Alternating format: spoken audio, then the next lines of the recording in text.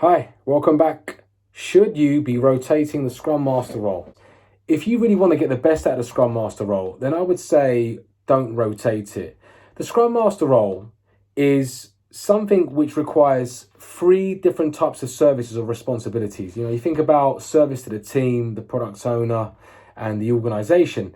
How well can you really fulfill those services or those responsibilities if you see the Scrum Master role as something that you'll be handing out amongst team members? Now, it's not to say that you can't get a benefit from using the mechanics of Scrum, like, running the events and different people take turns facilitating. Okay, I can see some sort of benefit, and the Scrum police aren't going to come knock on your door if you haven't got a dedicated Scrum Master. What I am trying to emphasize, though, is that you are going to be in less of a position to create the time that you need to do the things that are really, really important to fulfill those services and those responsibilities. I mean, think about the service to the team.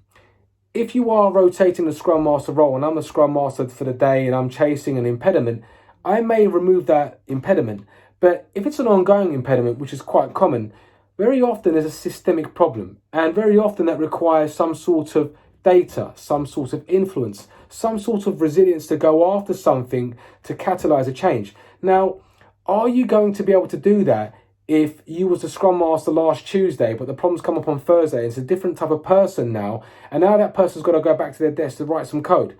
I'm not sure they're going to have the same luxury of time, or they're going to be as tenacious because their role is to go after the sprint backlog. The Scrum Master's role is not this. Another thing to think about is, I've seen it in teams whereby rotating the Scrum Master role and the product owner, for one example, the second service can suffer. Why? Well, because again, it's about creating time. If you're going into an organization, you're trying to help a product team or a department realize agility, one way to do that is to help them with the empirical approach to product development versus the traditional approach. To do that, though, it means exploring the as-is, understanding the constraints of the system, looking at techniques and methods that may or may not suit, looking at the way that budgeting works, understanding who needs to be influenced, knowing what data to present. It's kind of a full-time job when you're trying to catalyze change. So again, if you're doing the role part-time and it's just seen as someone who just manages events, I don't really feel that you're going to be able to carve that time out when it's needed of you and for you to feel comfortable to go after things that are going to help the team. There are so many things that the Scrum Master does inside the team. I mean, forget the service to the product owner and the organization.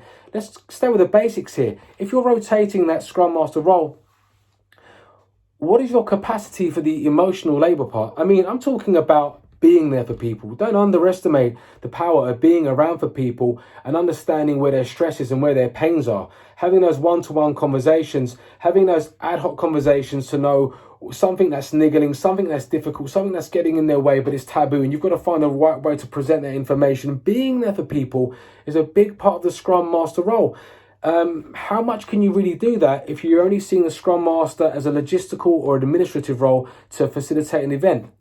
Just taking a big step back though, the Scrum Master role, the identity is about helping organizations adopt Scrum. You're there to socialize this concept. And so, this means being able to help people embody the values of Scrum. I mean, you could just try and do this at your team level. Openness, commitment, focus, respect.